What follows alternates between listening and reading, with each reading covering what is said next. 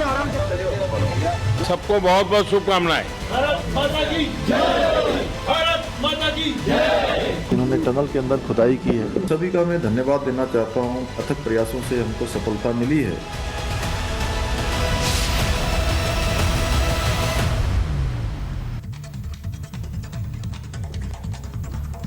41 श्रमिकों को बाहर निकाल लिया गया है और 17 दिन बेहद कठिन रहे, लेकिन उन चुनौतियों को पार पा लिया गया और सुरंग से बाहर निकाल लिया गया। बिल्कुल अनामिका, सबसे अहम भूमिका रैट माइनस थी। जब सारी उम्मीदें खत्म हो गई तो रैट माइनस सामने आए। उन्होंने 41 श्रमिकों को सकुशल टनल से बाहर निकाला। ये रिपोर्ट आपको दिखाते हैं।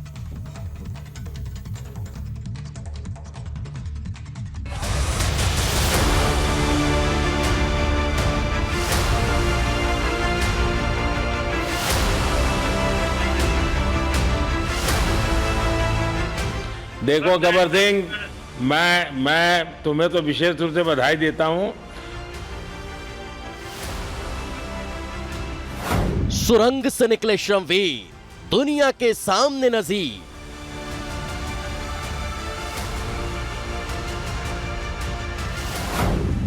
हौसले की उड़ान, देख ले सारा जहान।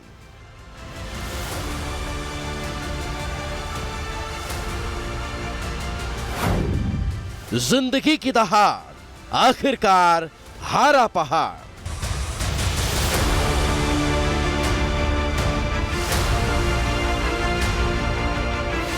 दुनिया ने देखा ऑपरेशन टनल।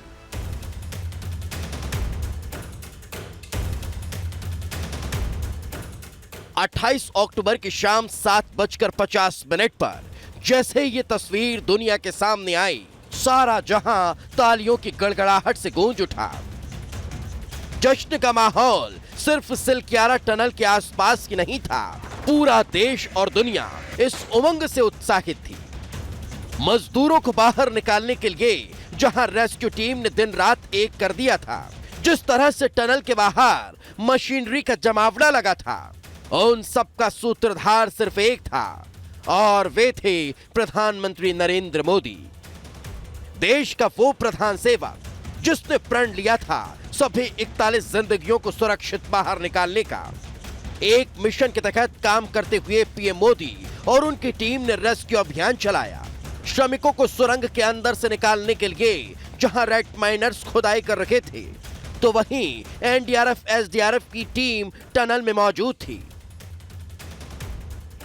मौजूद थी डॉक्टर्स की एक बड़ी फौज, 41 एम्बुलेंस की लंबी कतार। भारतीय सुरंग विशेषज्ञ के साथ साथ विदेशी टनल एक्सपर्ट भी सिलक्यारा टनल में डेरा डाले हुए थे। सीएम धामी और उनके ब्यूरोक्रेट्स थे, तो साथ ही मौजूद थे पीएमओ के अधिकारी।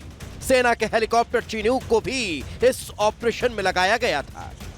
ना पीएम ने हार माना, ना ही देश ने हार मानी और 17 दिनों के बाद सुरक्षित उत्तरकाशी टनल में फंसे 41 श्रमिकों को सुरक्षित बाहर निकाल लिया गया।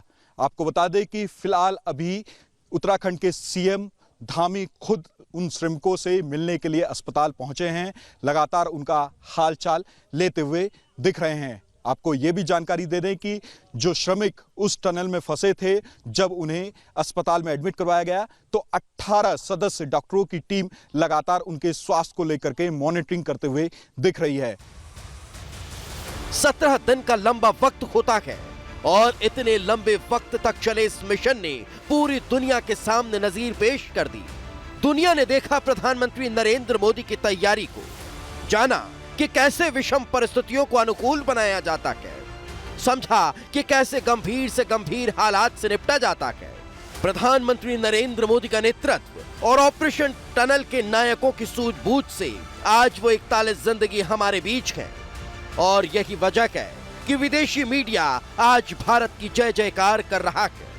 सभी अखबारों की पहली हेडलाइन भारत का रेस्क्यू ऑपरेशन है।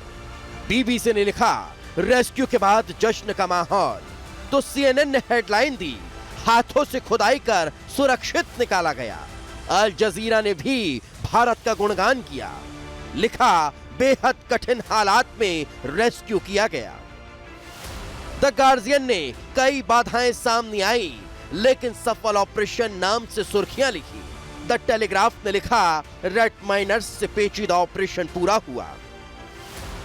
जब विरोधी प्रधानमंत्री को अपशब्द कहने में व्यस्त थे, तब मोदी की टीम ने मिशन को कामयाब बनाकर दिखा दिया, बता दिया कि मोदी है तो मुमकिन है, और अगर मोदी है तो देश और देश का हर भारतीय सुरक्षित भी है।